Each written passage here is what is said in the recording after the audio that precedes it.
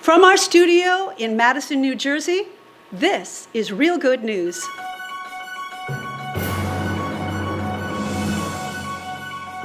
This is Real Good News.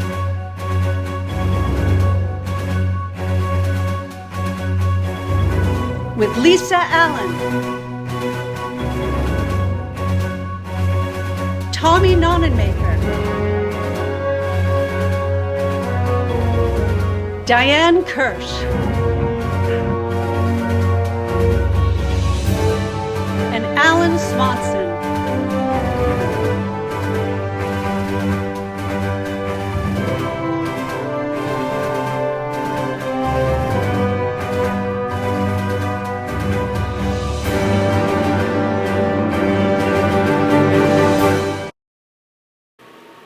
Hi, I'm Lisa Allen. Welcome back to Real Good News, your local news coverage for Union and Morris County.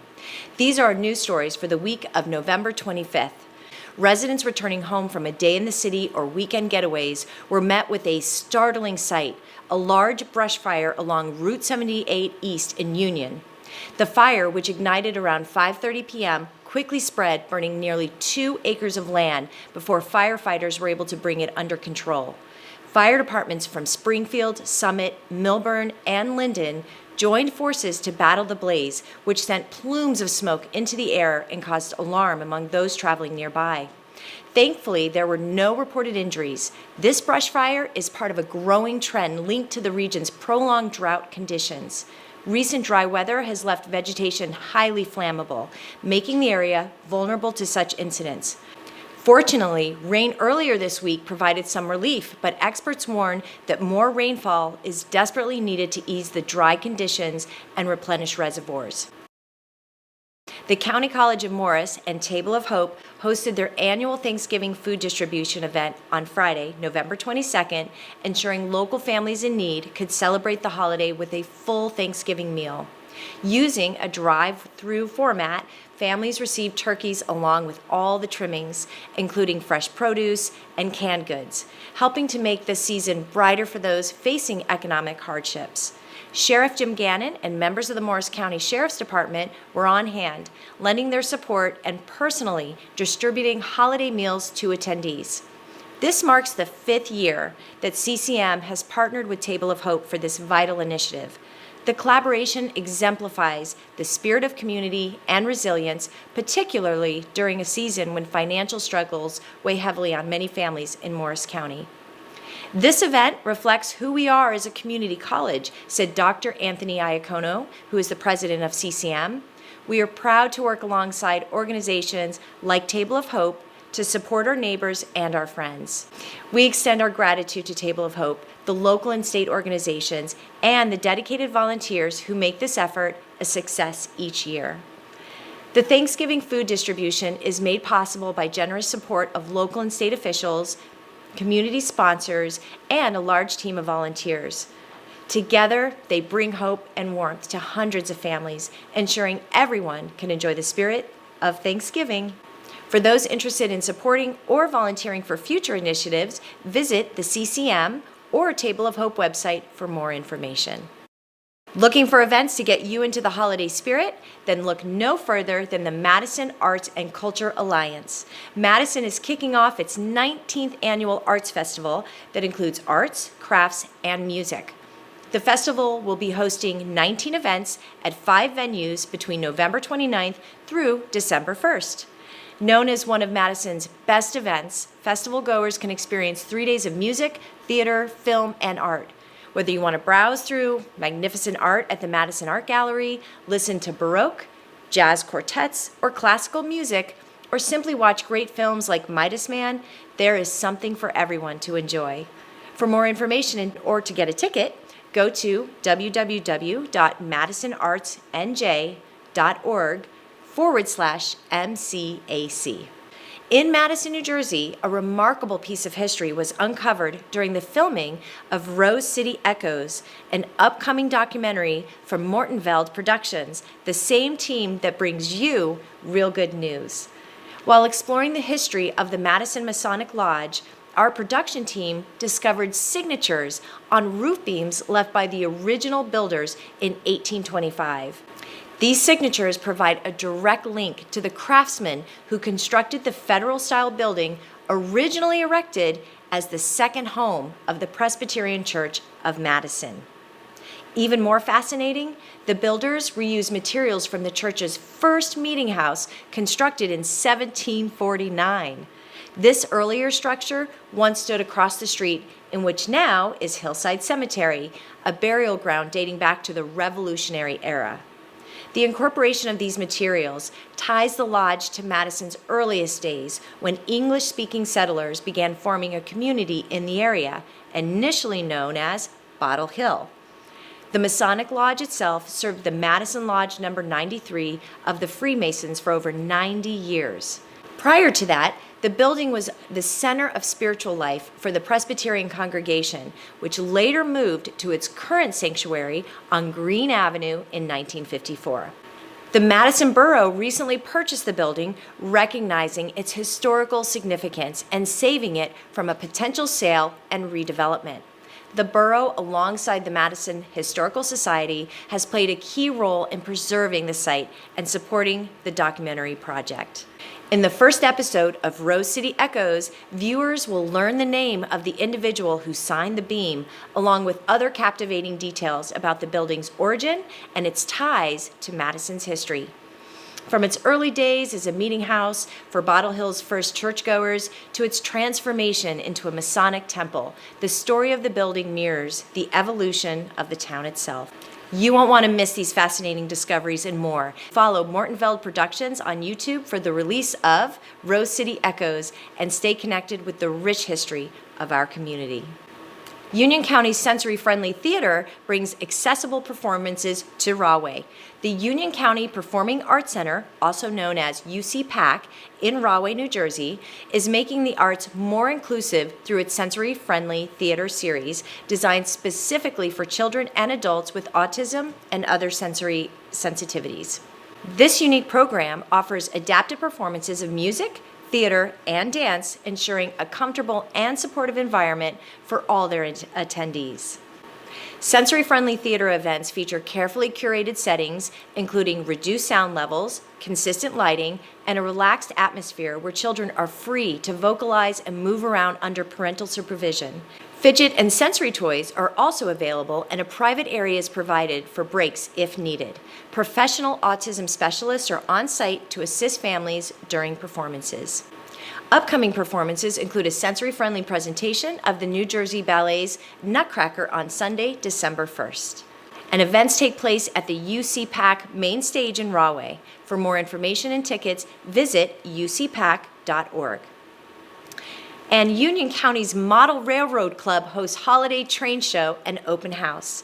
This annual Holiday Train Show and Open House at Union County's Model Railroad Club returns this holiday season, running weekends from Friday, November 29th through Sunday, December 15th. This year's events promise to delight train enthusiasts of all ages, with special train operations featuring unique trains traversing the club's massive 11,000 square foot layout. Visitors will get an up-close look at the intricate world of model railroading, including a behind-the-scenes peek at an exciting expansion currently under construction. Families can explore the layout, learn about hand-laid tracks, and discover how mountains and scenery are created. With a small play area for kids and a gift shop with train theme items, it's a day of fun for all. This year, the club is also celebrating its 75th anniversary with the return of Jenny. Each hour at the bottom of the hour, Jenny will share her story of growing up along the Trenton Northern Railroad. This special feature is sure to captivate audiences and add a touch of nostalgia to the show. The Holiday Train Show and Open House takes place at the A. Paul Mallory Model Railroad Center in Union, New Jersey. It's located within the Lenape Park. For ticket, hours, and additional details, visit themodelrailroadclub.org. For this week's New Jersey Spotlight, I went to the Healing Arts Gallery and spoke with the founder, Don Ferrulo, who taught me all about Reiki. Watch here. When did you decide to open up the Healing Arts Gallery? My partner and I decided around last April to have our own space, and it was really him that wanted a gallery space and allowed me to do Reiki and somatic work inside. So tell me a little bit about what your business is. Well, it's like a mixed passion. So we combined our love of art and mindfulness. So it is a gallery, an art gallery where we have art showings, but we also have Reiki sessions that I host. And I do classes and sessions and workshops, private and group sessions, and I also do the same thing with somatics. How long have you been doing Reiki? I've been doing it a long time, at least 15 years. What prompted you to get into Reiki? Like, how did you start? Well, I love Reiki because it helps me personally to relax in a meaningful way. My whole body can access like a deep calm, and I just feel like I sleep better than I would at night, like an 8-hour sleep. I can get in like 20 minutes of Reiki. So that alone for me was such a motivation, but also to be able to offer it to people, like to have a moment of calm and to reset like your nervous system is so beautiful. What does a Reiki session entail? It's usually that people will lay down. If it's a private session, they would be on a massage table. They wear comfortable clothes and like cozy socks. And I just basically try to align their chakras, which means anything that might be thrown off from what's happening in their life, it gets stored, let's say, in the certain chakras that correlate with those emotions. So my intention is to kind of clear and balance and align the energy again so that they can have access to making more meaningful choices in their life and maybe resting or feeling more in touch or in tune with how they want to respond and how they want to show up. In terms of the chakras, how many are there? Or is it chakra or chakra? You can say either. Yeah, okay, there's no wrong way of saying it. Yeah, Okay. people say it either way. Okay. So there's 7 main, and that's what Reiki pretty much deals with, the 7 main chakras. And it also deals with like maybe your energy right around that too, which would be considered your aura, to clear, align, and balance and ground that as well. Wow. And it's colors, right? Yes. It's not levels. Is it levels? Level 1, 2, 3? Or, yeah. Oh, it is. Okay. Yes, Okay. yes. So sometimes you might hear the chakras with numbers, correlating with numbers, and or colors, but the main 7, it's the basic colors of like the rainbow. Mm-hmm. So the red is the root, and then it goes all the way up to purple, which is the crown. Oh, okay. And what is this right here? The throat chakra. All right. Yeah, and sometimes it's shown as blue or like a bluish color. Okay. And so various chakras can you have multiple chakras be, Oh, sure. I guess, what would you call Yes, it? like Yeah. where they might seem to need a little more attention. Yes, Mm-hmm. it depends on what's happening in your life. Like we can have more than one feeling at the same time. Mm-hmm. You know, like where you might feel happy for someone and maybe you feel sad for yourself at the same time, or you can be excited and nervous. Mm-hmm. You know, so there's a Guilty. lot. Yeah, there's a lot of like blended emotions, so it shows up in our energy. Okay. How is it operating a small business in town? What's your experience been? Well, for me, the biggest challenge is having people find out about us because we're on the 2nd floor. You know, we don't have a storefront, so it's more word of mouth for us so far. Mm-hmm. So that's our biggest challenge, but we've been very lucky for the people that have come in. They've really enjoyed the experience, whether they're coming to see the art or they're coming for a Reiki session or maybe they're doing a workshop. They've had such a good time, and it's really attracting such a wonderful community that's growing. So I'm really so grateful for that. You mentioned somatic. Can you, for the viewers, what is somatic? So somatic work is just understanding your body and how it responds to whatever's happening. So when we start to learn what, like Deb Dana coined as the polyvagal ladder, which you can look up on the internet, and it's similar to like a workout, let's say. That's the easiest way to understand it. So you can kind of see how is your body responding and where would you like to be, so you can start moving in that direction. So I do things according to where the people are sort of finding themselves, or where I'm helping to find where they are so they can recognize it. I do little games or little challenges that are fun. So it's not this nervous feeling. It's more like, oh, when I'm doing something challenging, my breath is up high. And it also breaks that loop of worry. Because you can't really balance things, like I'll have you balance a Jenga block maybe, or pass things that are tricky. And you can't have that worry loop at the same time when you're doing something challenging. So it also gives you a break from worry. Interesting. What ages is Reiki appropriate for? All ages. All ages? Yeah, all ages. There's really no age limit. Okay. Yeah. And just looking around the studio, there's this beautiful artwork. I think you can see it behind us. Who is the talented artist who paints all these beautiful pictures? And that's my partner, Ken Body, and he is probably my favorite artist, and he's always so, his colors are so vibrant, and he's very brave and bold with his colors, but he can also be, soft. And I love that he has some paintings or pictures that look like they're one thing, and you look deeper and you might see like 7 other things. So I really love that about his work. I absolutely love it. And I love that you called it healing arts, because art really is therapeutic. Yes, right? yes, yeah, I agree. So where can people find you? Well, we're right here in downtown Summit, and we're right across from the train station, right by the roundabout, and we're on the 2nd floor right above Starbucks. Wonderful. And can you share your social media? Yes. Facebook? Yeah, so it's the Healing Arts Gallery on both. I think it might be Healing Arts Gallery or the Healing Arts Gallery. And tune in later this week for the full interview. In sports, this was a big couple of weeks for local high schools. Friday night was a big showdown as Hanover Park played Shabazz in the Group 2 semifinal game in a nail-biting showdown where Hanover Park lost the heartbreaker 8-7. The game's only offensive fireworks came early as both teams scored all of their points in the first half. Shabazz struck first with a 1-yard touchdown run by Davian Porter, followed by a successful 2-point conversion pass from Porter to Zayden McDonald, giving Shabazz an 8-0 lead in the first quarter.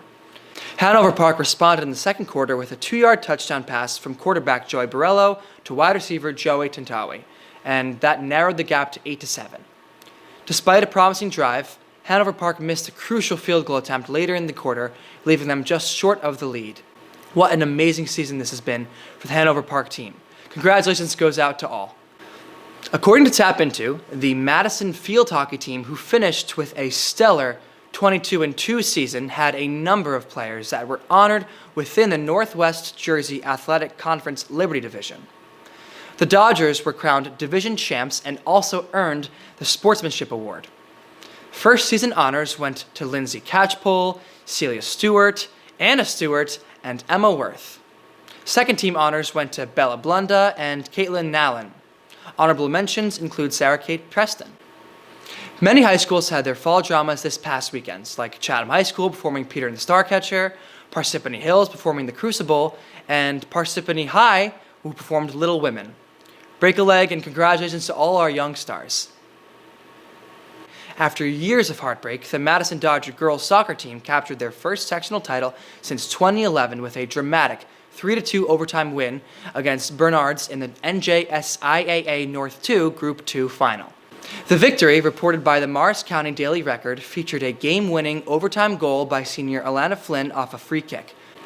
The Dodgers had built a 2-0 first-half lead with goals from Leah Fass and Cameron Visich, but Bernards rallied to tie the game in the second half. This win marks a special moment for Madison seniors, many of whom experienced prior losses in the final, including a heartbreaking penalty kick defeat last year. Now, riding a 6-game winning streak, Madison will face the North 1 Championship in the Group 1-2 semifinal on Monday. For the full story, visit the Morris County Daily Record. Coming up next, we have an exclusive interview with Reid Smith, a Chatham, New Jersey local who is now living in Utah as a professional snowboarder. Okay, what's up, everybody? I'm Tommy Nottenmaker of Real Good News. I'm here with my buddy Reid Smith, a local Chatham snowboarder who just became professional with Ride Snowboard. Congratulations. And is also now with Slush Magazine, the biggest publicator of snowboarding in the media, I think, right? Yeah, I think as far as like subscriptions and actual hard copies go, they're probably one of the biggest nowadays. But You're yeah, awesome. not to be too flashy or something. But No, they just flash gave me it. the cover of the magazine. So the recent ones that you'll see in snowboard shops and all that stuff is a photo of me in Wow. Oslo. I excuse the noise. I got some bacon cooking. We're doing a little bacon, egg, and cheese for the morning. Of course, I'm of in course. Salt Lake City right now. This is my home for 7 years now. Awesome. So it's 10 a.m. I'm not making breakfast at noon, but Wouldn't little better. I do it all the time, man. Bacon, egg, and cheese is there for all day. You That know what is I mean? true. That is true. They're Yeah, very. yeah. I'm in the city right now, so I get that all the time. It's so good. That is true. That no one's gonna question you for having one of those for lunch or even dinner. Oh yeah, for Late night sure. snack. So how did you get to where you are right now, man? In Salt Lake Um, City, and how did you get to Utah? that's a Like, long story, but growing up, just was obsessed with snowboarding. Still am, and right. since a little kid, always just wanted to at least try my best to become a pro snowboarder. Mhm. And I was involved with some like snowboarder magazine photo shoots when I was younger, and that like I feel like and like some contests that started a lot of relationships to kind of get me into the industry. And then when I was in high school, I did online high school and lived with the Volcom filmer my senior year and fell in love with Utah. And the next year, that winter, applied to the University of Utah, got accepted, and just flew out there and started living there since. That's awesome. Yeah. How long were you with Volcom for? Volcom for? 10 years. Wow. Yeah, since I was 15, and I'm 25 now. That's so cool, dude. Congratulations. Thank you. And I know there's been some recent news coming out with Ride, so I think that's so cool. You have your own snowboard now, right? Yeah, it is. That is really cool. I'll walk into the room and show you guys the graphic. Let's go. Yeah, so it's cool. My this is actually a really cool story. So growing up, the one snowboard poster I had in my room was this guy, Jed Anderson, who's also a professional snowboarder for Ride. And we've become close friends over the years through trips and everything. And he is the one that designed this graphics. That's like a really cool full circle moment for Oh myself. my gosh, that's so cool, dude. Congratulations. Man. That's so awesome. Wow. Can you see it? Yeah. Oh my gosh. That is so much cooler than I thought it was going to be. Wow. Yeah, so he did like this and then like crossed out some words for. Yeah. So it says Reid Smith. Yeah. That's so cool, dude. And then he my did gosh. this guy on the bottom, and of course he's got a big grill because I have big fake teeth. So, yeah, he had to Love it, dude. That's have so that cool. part of the graphic. Of course. It looks great, dude. Congratulations. That's so awesome. Thank you. If you liked that, check out the rest of the interview coming out on Wednesday on this YouTube channel. Have a happy Thanksgiving. Hi, I'm Diane Kirsch, and today we're talking about all the fun and festive entertainment options coming your way this Thanksgiving. Whether you're looking to cozy up at home or step out to enjoy the holiday spirit, there's something for everyone. So let's dive in. First up, the Macy's Thanksgiving Day Parade. If you're an early bird, make sure to tune into the annual Macy's Thanksgiving Day Parade, starting at 9 a.m. and running until noon. This iconic event will feature massive balloons, stunning floats, and, of course, performances from Broadway's best. Hey, don't forget to watch out for that grand finale, Santa Claus himself. You can catch it on NBC or stream it online. For sports fans, it's all about football. Thanksgiving wouldn't be complete without a lineup of NFL games. This year, we've got some exciting matchups. At 12:30 p.m., the Detroit Lions take on the Chicago Bears. And at 4:30 p.m., the Dallas Cowboys host the New York Giants. And at 8:20 p.m., the Miami Dolphins face off against the Green Bay Packers. Wow, we have an amazing weekend ahead of us. So gather your friends, grab some snacks, and enjoy the games. It's an all-American tradition. If you're looking for something closer to home, the Madison Arts and Cultural Alliance is sponsoring a full weekend of events. Enjoy live music from local bands and performers. It's a great way to celebrate with the community. Check out their website for more details. Thanksgiving is the perfect time to settle in with some classic films. Whether it's a Charlie Brown Thanksgiving or the heartwarming Planes, Trains, and Automobiles, these timeless favorites will get you in the holiday mood. Streaming platforms like Disney Plus and Netflix are also releasing some festive specials, so be sure to check out their holiday selections. And don't forget the local festivities. On Friday, the day after Thanksgiving, Madison kicks off the holiday season with its annual tree lighting ceremony at Waverly Place. This family-friendly event features live music, food vendors, and a special visit from Santa. Be sure to bring the kids and your camera. Lastly, for those who want to get active, head over to the Turkey Trot 5K at Geralda Farms on Thanksgiving morning. It's a great way to burn off those extra calories before the big meal while supporting a good cause. Registration starts at 8 a.m. and the race begins at 9. So, there you have it. Whether you're staying home or venturing out, Thanksgiving is packed with entertainment options to keep you and your loved ones happy and festive. I'm Diane Kirsch, and this has been your Thanksgiving Entertainment Spotlight on Real Good News. We are in a time of the year when most people are thinking about gift giving. But the issue I wanted to discuss applies anytime. Gifts we are seeing more of, particularly for children, are electric scooters, inline skates, electric skateboards, and bikes. I ride an electric bike for the last 2 years, and I love it. More about my riding the bike in a minute. But these devices are not without risks. The figures on injuries sustained just for bikes are that bikes are the third most common cause of traumatic brain injuries. Over 1,000 people in the United States die on bikes every year, and over 350,000 end up in emergency rooms after bike accidents. And bike accidents are one of the top 5 reasons children aged 5 to 14 are injured. I'm going to give you a way to significantly cut those injuries figures. It is a simple no-brainer, so to speak. It is a helmet. It doesn't matter if it is worn when riding a bike, scooter, skateboard, or anything. Wearing a helmet saves lives and reduces injuries. Here are just a couple of facts. Helmets reduce head injuries by 48% and traumatic brain injuries by 53%. And fatalities are reduced by more than a third. These are just a couple of the results. There are many more. Now, remember I mentioned that I ride a bike.